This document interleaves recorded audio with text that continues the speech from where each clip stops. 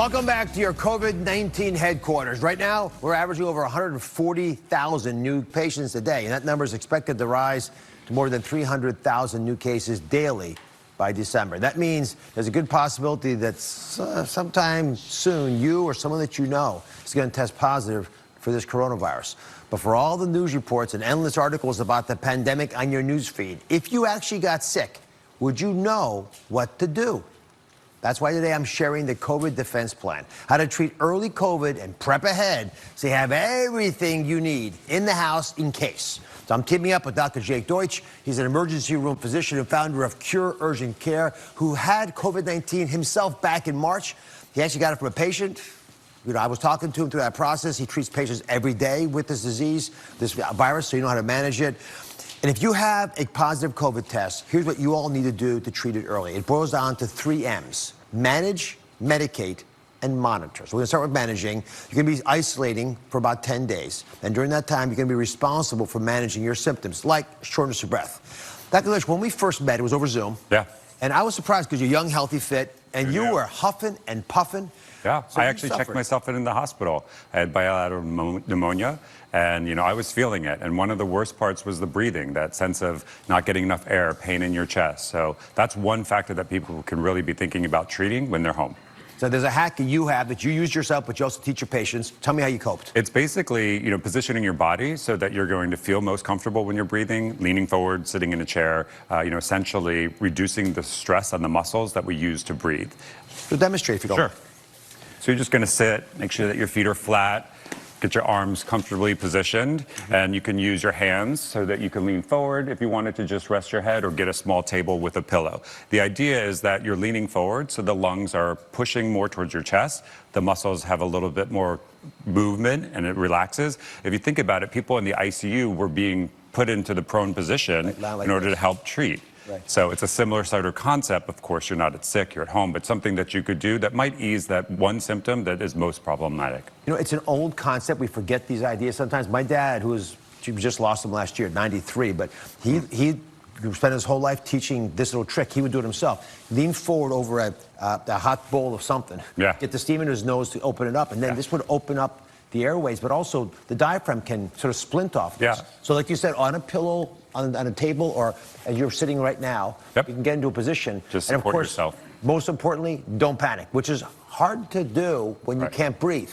Yes. But it's vital not to, because when you're panicked and you can't breathe, that's a bad 1-2 punch. Yeah, so just making sure that you aren't so sick that you would need to go to the hospital, but if you were in the category where we could be treated at home using these techniques, is going to be one more thing that's going to give you some reassurance and feel better, of course. All right, next M is to medicate. Come on over, we're going to go through these. First things you got to do are cope with your symptoms, which you're allowed to do. And like any other illness you might have, the techniques that might work will work for COVID-19. So a cough, sore throat, nasal congestion, right? They're common with COVID-19. Over-the-counter medications are just fine. For fever, body aches, and general headaches, you can go for acetaminophen. Just make sure you're taking less than 3,000 milligrams a day. And then there are things you can do to shorten the duration of your illness. And we have talked about these since day one. And you got to start thinking about them as part of your routine now. You can start taking it right now because they probably have some preventive benefits. So vitamin D, that's the main one, and then vitamin C and zinc, especially zinc if you get sick. And then over-the-counter medications. And I'm going to start off with aspirin, which is a common medication, but just because it's common doesn't mean it's not powerful. There's new data on this, Dr. Deutsch. Yeah, so some studies out of the University of Maryland Medical School actually showed that there was reduced complications for hospitalized patients by taking low-dose aspirin. We're talking baby aspirin, so 81 milligrams.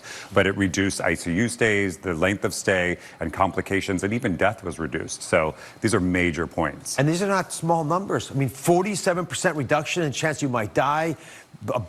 Similar amount for less on a ventilator, going to an ICU. I mean, I saw this when I first came out. I was stunned. I thought aspirin maybe 5% benefit, 10% max, 40%. That's cutting it in half, basically. Right. So there's a lot of factors. Of course, we're treating them with other modalities as well. But this is one thing that was identified that could be applied to people to use at home. Of course, making sure that you don't have any complications, like ulcers or an issue where you wouldn't be able to take aspirin. You want to consult your doctor first. Yeah. But again, simple, smart decisions. And then there's the antacid famotidine, which you might know under the brand name Pepcid.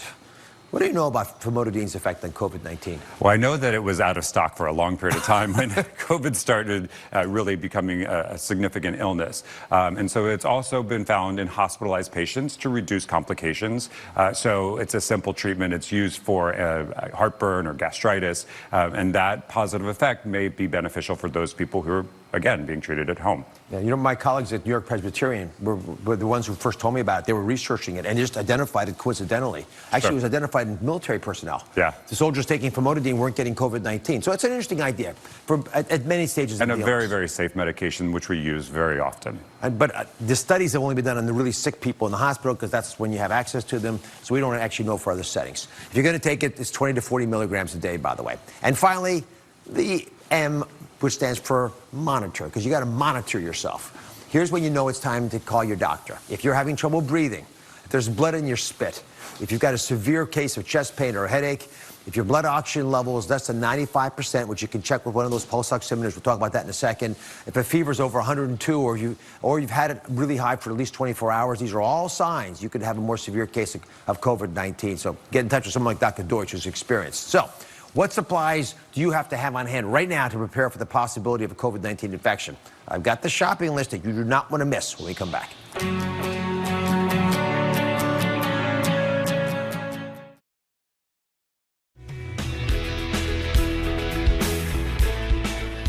I always tell my kids preparation is the key to success. You probably heard it from your relatives as well. And with COVID cases rising rapidly coast to coast, preparing for the possibility of getting sick is the most important thing you can do right now. So the next step in our COVID defense plan is to buy 1 to 2 weeks worth of grocery supplies to have them on hand. And for this, we got to take a trip to the supermarket. Dr. Deutsch is joining us for this, making a house call. So what's on your COVID shopping list? Non-perishable items, so things that you can keep in your pantry and your freezer that are going to be able to sustain for a short period of time. So you have things like beans and rice, just items that aren't going to need to be refrigerated. Of course, you have your facial tissues, you have your paper towels, toilet paper again.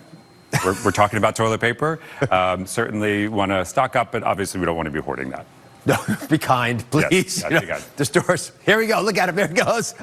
You can tell he's walking away with my toilet paper. Plenty of toilet paper in our household. There's no props. You know, a lot of grocery stores are fully stocked with cleaning supplies, so it's not a bad time to pick up, some of the key things. Dr. Deutsch mentioned a couple, but these wipes are super important. The hand sanitizer, make sure 60% alcohol and hand soap. Again, leave something for your neighbors, but make sure you have what you need for at least a week or two. Okay, next up, we got to prep on medical supplies and medications. And this is pretty simple stuff, but here's the beautiful part. You're not wasting your money because you're going to use this stuff eventually for other issues if it's not for COVID-19. So everyone ought to invest in some of these critical medical supplies. Like you need a thermometer. I'm always stunned when I'm talking to a patient. Does this happen to you? All the time. What's the temperature? I don't know. We'll go check it. I felt warm. I felt warm. I felt warm. Right. I was sweaty. What's the temperature? I don't have a thermometer. Please, there's just no excuse in the modern world for not having a thermometer. They are in stock now. They're stock.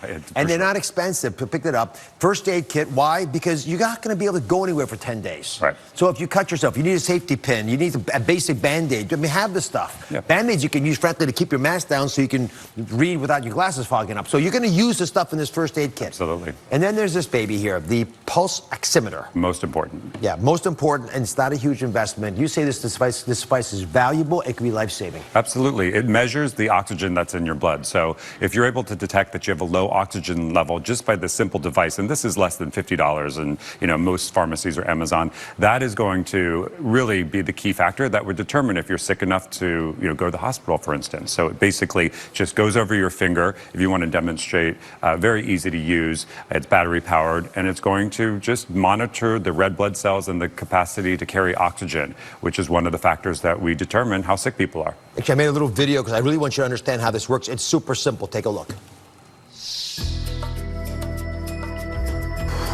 A pulse oximeter is a small clamp-like device that's placed on your finger. Small beams of light pass through the blood in your finger, measuring the amount of oxygen there. To use one, place the probe on your finger, making sure it is not too tight or restricting blood flow. Minimize movement to get the most accurate reading. If you're wearing dark nail polish, you might need to take it off. It can interfere with your oximeter's reading. The pulse oximeter will give you two measurements, your heart rate and your blood oxygen level. Your heart rate should be somewhere between 60 and 100 beats per minute. It's listed as your BPM here. And your blood oxygen level should be between 95 and 100%. If your levels are consistently outside the normal ranges, call your doctor. And there's some medications I want you to have on hand as well. They include an over-the-counter cold medication. Again, you can use them for any time you have a cold, but especially for COVID-19.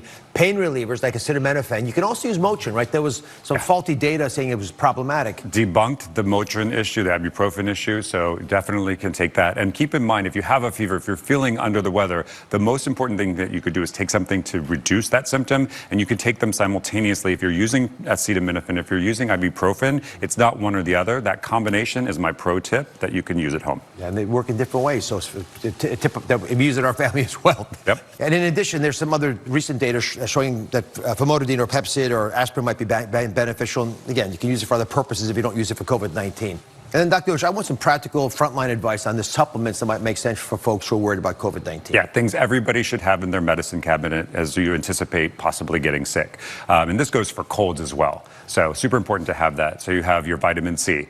Typically, you want to take about 200 milligrams of vitamin C a day. And that's probably a little bit more than you get from taking fruits and vegetables. The zinc, though, a lot higher dose. You might take 10 milligrams a day normally. For cold treatment, to shorten the duration, we're talking about 80 milligrams a day.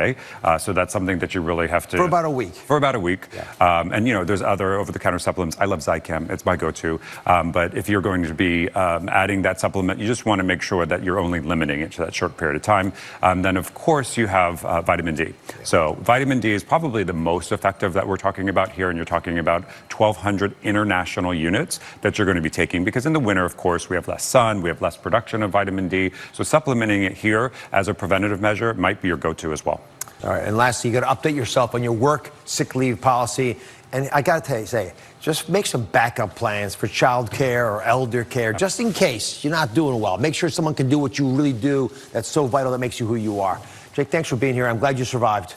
I too. But also for taking care of so many other folks so they were able to... Yeah, to all the healthcare workers, that are on the front lines that are continuing to do what we do. I mean, I tip my hat to them, because we are not done with this, and that work is just underappreciated. God bless you. Thanks. We'll be right back.